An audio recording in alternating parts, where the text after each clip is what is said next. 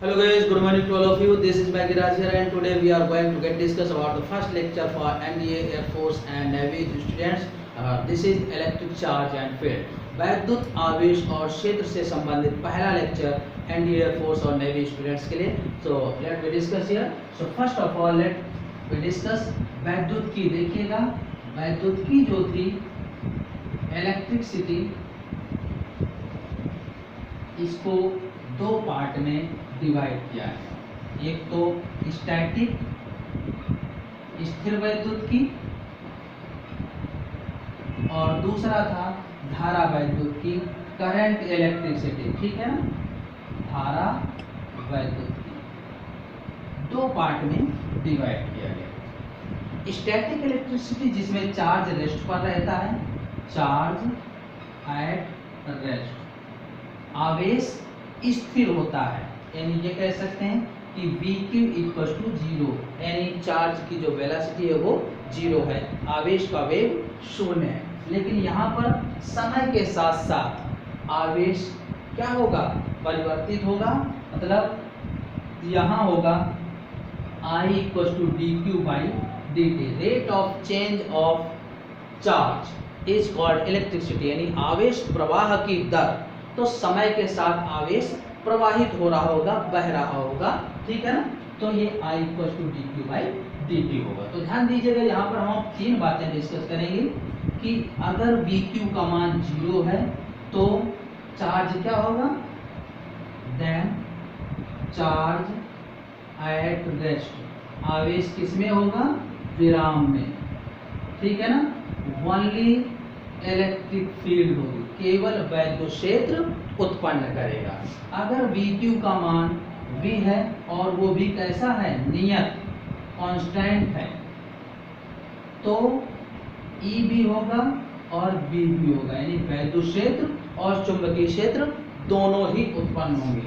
और तीसरा, अगर VQ का मान कांस्टेंट नहीं है, मतलब परिवर्तित है, यानी त्वरित गति है, कभी वेग ज्यादा हो जाता है, कभी कम हो जाता है, कभी वेलोसिटी इंक्रीज करेगी, कभी डिक्रीज करेगी, देन E भी होगा, B भी होगा एंड EM वेव, वैद्युत चुंबकीय विकिरण भी होगा, वैद्युत चुंबकीय तरंगें भी होंगी, जिन्हें EMW कहते हैं. तो ध्यान दीजिएगा, यहाँ पर इसी तरीके से ये बनाया गया है इसका बुक का सिस्टम कि अगर आवेश स्थिर है, रेस्ट पर है, कोई भी वेग नहीं है, तो केवल इलेक्ट्रिक फील्ड होगा, ओनली इलेक्ट्रिक फील्ड. एंड अगर VQ का मान कांस्टेंट है, यानी आवेश का वेग जो है नियत है, velocity of charge is constant, then electric field and magnetic field both, वैद्युत क्षेत्र और चुंबकीय क्षेत्र दोनों ही होंगे. और अगर कांस्टेंट भी नहीं है वेलोसिटी, यानी आवेश का वेग नियत नहीं है, मतलब परिवर्ती है, त्वरित गति से गतिमान है, एक्सिलरेटिंग मोशन है, तो इलेक्ट्रिक फील्ड होगा, मैग्नेटिक फील्ड भी होगा और इलेक्ट्रोमैग्नेटिक रेडिएशन या विद्युत चुंबकीय विकिरण या विद्युत चुंबकीय तरंगें, ये तीनों होंगी. तो इस क्रम में होगा. तो फिलहाल अभी तो हम लोग electric charge and potential discuss, electric charge and field discuss करेंगे, तो वहाँ स्टैटिक इलेक्ट्रिसिटी के बारे में डिस्कस करेंगे. तो चलिए इसमें देखते हैं कि इलेक्ट्रिसिटी के सब्जेक्ट में सबसे पहले किसने बताया. तो इलेक्ट्रिसिटी के बारे में सबसे पहले थेल्स ने बताया. किसने बताया, थेल्स ने. और इन्होंने क्या बताया था कि ये एम्बर कोई येलो कलर सब्सटेंस है, पीले रंग का पदार्थ है, yellow colour substance which found in Baltic Lake, found in Baltic Lake, Baltic सागर में पाया जाता है. और ये क्या करता है, कागज के छोटे छोटे टुकड़ों को अपनी तरफ आकर्षित करता है. It attracts the small small paper particle towards itself. ये पेपर पार्टिकल्स हैं, कागज के टुकड़े, इनको क्या करता है, अपनी तरफ खींचता है. So due to attractive nature, आकर्षण प्रवृत्ति के कारण इसको बोलते हैं ड्यू टू अट्रैक्टिव नेचर, यानी आकर्षण प्रवृत्ति के कारण इसे क्या बोला गया, इलेक्ट। ठीक है ना, इलेक्ट करना मतलब आकर्षित करना, खींचना। ठीक है, और जैसे हम जानते हैं कि व्यक्ति विशेष के नाम के आगे जैसे कोई इंसान डॉक्टर है, मास्टर है, तो आर लगा के पूरा करते हैं, डॉक्टर, इंजीनियर, मास्टर, आर। ऐसे ही किसी भी व्यक्ति विशेष के द्वारा होने वाले काम को शन लगा के पूरा करते हैं, जैसे वेरिफिकेशन, इंडिकेशन, डायरेक्शन। एक व्यक्ति ने रास्ता बताया, डायरेक्शन। एक व्यक्ति चेकिंग करने आ रहा है, वेरिफिकेशन। ठीक है ना, एक व्यक्ति आपको इशारा कर रहा है, इंडिकेशन, शन लगा के। ऐसे मौलिक कणों को रॉन लगा के पूरा करते हैं। तो electron, proton, neutron, proton, positron, ये सब रॉन से कंप्लीट होते हैं। तो ध्यान दीजिएगा, इस तरह से ये इलेक्ट्रॉन की डिस्कवरी हुई, खोज हुई। तो ध्यान दीजिएगा कि वैद्युतिकी के बारे में सबसे पहले किसने बताया, थेल्स ने। क्या बताया कि अंबर कोई पदार्थ है जो पीले रंग का है, जो बाल्टिक सागर में पाया जाता है, और ये कागज के छोटे छोटे टुकड़ों को अपनी ओर आकर्षित करता है, और आकर्षित करने के कारण ही इसका नाम इलेक्ट्रॉन हुआ। और इलेक्ट था, लेकिन फंडामेंटल पार्टिकल मौलिक कणों के आगे रॉन लगा के पूरा करते हैं, इसलिए इसका नाम इलेक्ट्रॉन हुआ। Okay, so the first of all about electricity, Thales said that amber, yellow color substance which found in the Baltic Lake, it attracts small paper particle towards itself. So due to attractive nature, its name called elect, and the fundamental particle completed by attaching the rod. So due to this, this particle discovered electron. Okay, and after that, तो इसके बाद देखिएगा, Thales के बाद एक scientist हुए Franklin. ठीक है ना, तो इन्होंने बताया कि अगर ये खींच सकता है तो क्या छोड़ नहीं सकता, यानी आकर्षित कर सकता है तो क्या प्रतिकर्षित नहीं कर सकता। तो इनसे इस बात की पुष्टि हुई, डिस्कवर्ड चार्ज टू टाइप्स के होते हैं, चार्ज टू टाइप्स, यानी एक पॉजिटिव और एक नेगेटिव, यानी धनात्मक आवेश, ऋणात्मक आवेश। दरअसल इनका सेंस जो था वो सजातीय और विजातीय आवेशों से था, यानी like charges and unlike charges. तो लाइक चार्जेस क्या होंगे, सिमिलर, चाहे प्लस प्लस हो चाहे माइनस माइनस हो। अनलाइक चार्जेस प्लस माइनस या माइनस प्लस। तो इनमें भी दो ही टाइप के चार्ज हैं। तो ये बात की पुष्टि हुई इससे कि आवेश दो तरह के होते हैं। तो ध्यान दीजिएगा कि यहाँ पर अगर लाइक चार्जेज होंगे कि प्लस प्लस या माइनस माइनस, तो ये रिपल्सिव यानी प्रतिकर्षण बल होगा। ठीक है, और अगर प्लस माइनस या माइनस प्लस है तो अट्रैक्टिव होगा, आकर्षण बल। ठीक है ना, तो इस तरीके से ये फोर्स की नेचर भी आ गई, बल की प्रकृति, और ये बात भी पता चल गई कि आवेश कितने प्रकार के होते हैं, दो प्रकार के होते हैं। क्लियर। तो अब इसके बारे में हम सबसे पहले यही डिस्कस करेंगे कि आवेश क्या होता है, व्हाट इज चार्ज। तो इसी के बारे में यहाँ पर डिस्कस करेंगे कि चार्ज कितना क्या होगा, इसके कितने टाइप होंगे, नेचर क्या होगी, इसके अकॉर्डिंग सारी चीजें डिस्कस करेंगे। तो व्हाट इज इलेक्ट्रिक चार्ज, यानी वैद्युत आवेश क्या होता है। तो चार्ज क्या है, flow of electrons in any conductor, it means the continuous flow of the electrons in a conductor is called electric charge, यानी किसी चालक में इलेक्ट्रॉनों के सतत प्रवाह को आवेश कहते हैं। अब ये दो टाइप का होता है, ये हम जान चुके हैं। तो प्लस माइनस तो होगा, और ये एक इलेक्ट्रॉन पर 1e है, दो इलेक्ट्रॉन पर 2e, ऐसे ही यहाँ पर n इलेक्ट्रॉन है अगर, तो Q इक्वल टू NE हो जाएगा। ठीक है ना, तो ये E जो है मिनिमम चार्ज ऑफ इलेक्ट्रॉन, और इसकी वैल्यू इतना होती है -1.6 × 10⁻⁹ कूलम। तो देखिएगा यूनिट्स ऑफ चार्ज, यानी आवेश के मात्रा, ये क्या होंगे। तो देखिएगा पहला यूनिट तो हमने डिस्कस किया, कूलम, इसको C से डिनोट करते हैं। ठीक है ना। दूसरा है जिसे हम स्टैट कूलम बोलते हैं, या ऐसे भी लिख देंगे स्टेट सी, और यही होता है इलेक्ट्रोस्टैटिक यूनिट ESU, ठीक है ना।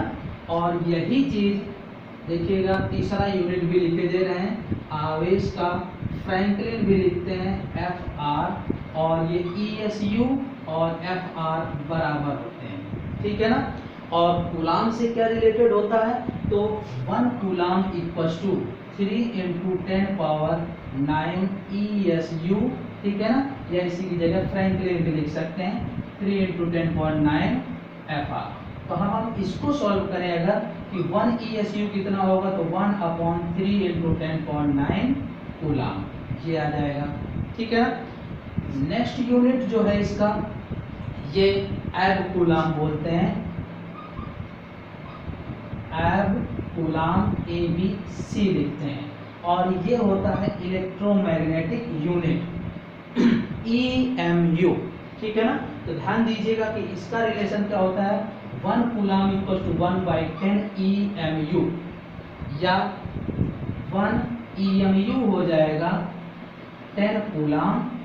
और देखिएगा कूलाम और इसमें रिलेशन अगर लिखना चाहें तो आप लिख सकते हैं, देखिएगा 1 EMU इक्वल टू 10 कूलाम, तो 10 कूलाम की जगह हम लिख सकते हैं, देखिएगा कूलाम और ESU में क्या रिलेशन है, 1 कूलाम इक्वल टू कितना, ठीक है 3 × 10⁹, तो 3 × 10⁹ ESU में हो जाएगा, तो EMU इक्वल टू 3 × 10⁻10 ESU।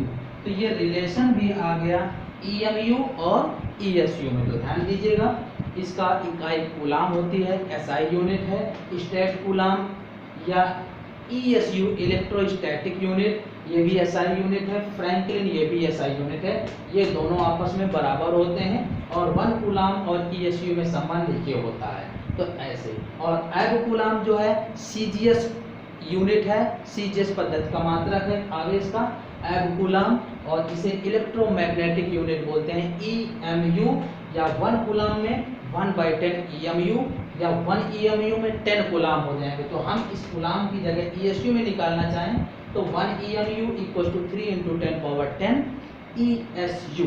तो इलेक्ट्रोमैग्नेटिक यूनिट और इलेक्ट्रोस्टैटिक यूनिट में इस तरह का संबंध प्राप्त हो जाएगा, ठीक है ना। तो इसी के साथ आइए अब डिस्कस करते हैं कि चार्ज की प्रॉपर्टीज क्या है।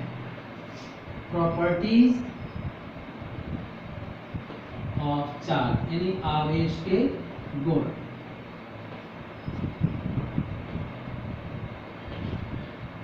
तो पहली चीज जो आवेश है संरक्षित होता है, charge is conservative. Conservative means क्या है कि किसी भी, जैसे ये कोई कंडक्टर है, इस पर 100 कूलाम चार्ज है और इसको इन 3 बॉडीज में डिस्ट्रीब्यूट किया गया, तो ये मान लीजिए कि Q1 है, ये Q2 है, ये Q3 है, तो ये टोटल चार्ज जो होंगे Q1 + Q2 + Q3, ये अगर Q चार्ज था तो Q के ही इक्वल होंगी। यही संरक्षण प्रवृत्ति को दर्शाता है, कंजर्वेटिव प्रकृति को दर्शाता है, कंजर्वेटिव नेचर को बताता है। सो चार्जेस कंजर्वेटिव, आवेश संरक्षित होता है। दूसरी बात कि इट इज क्वांटाइज्ड। क्या होता है? क्वांटाइज होता है या क्वांटीकृत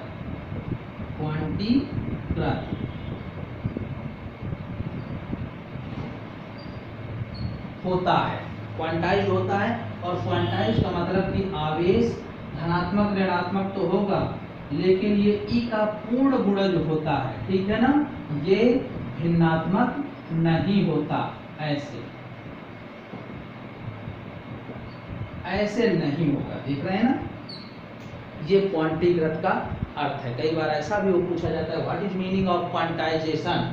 तो quantization means charge is always integral multiple of the small e. हमेशा ई का पूर्ण गुणज होता है, it is not in fraction form, ये भिन्नात्मक नहीं होता।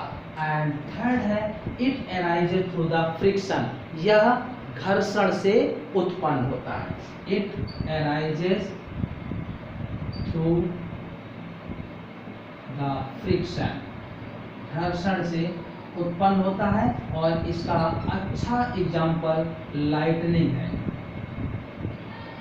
यानी ये जो विद्युत, तड़ित विद्युत है, ये घर्षण से ही उत्पन्न होती है। अब कैसे उत्पन्न होती है, जरा थोड़ा सा इसके बारे में भी जान लेते हैं कि तड़ित विद्युत किस तरह से उत्पन्न होती है। तो देखिएगा कि ये अर्थ है, पृथ्वी है, और यहाँ पर आइस है, पृथ्वी आकाश में देखिएगा, यहाँ पर ये आइस है, बर्फ के टुकड़े हैं, निगेटिव और पॉजिटिव, धनात्मक और ऋणात्मक होंगे। मतलब यहाँ पर जब ताप बदलता है, टेम्परेचर चेंज होता है, तो ये आइस के फॉर्म में जो लिक्विड था वो मेल्ट होता है और ये एक दूसरे से टकराकर टूटते हैं। ऐसे big piece and small piece negative and positively charge में चेंज हो जाते हैं। और यहाँ अर्थ में, earth is a good conductor, जिसको असीमित आवेश दिया जा सकता है, infinite charge, just like the same type of conductor of the earth. तो पृथ्वी एक ऐसा चालक है जिसको असीमित आवेश दिया जा सकता है, और इस निगेटिव और पॉजिटिव के बीच में आकर्षण बनेगा। क्या बनेगा?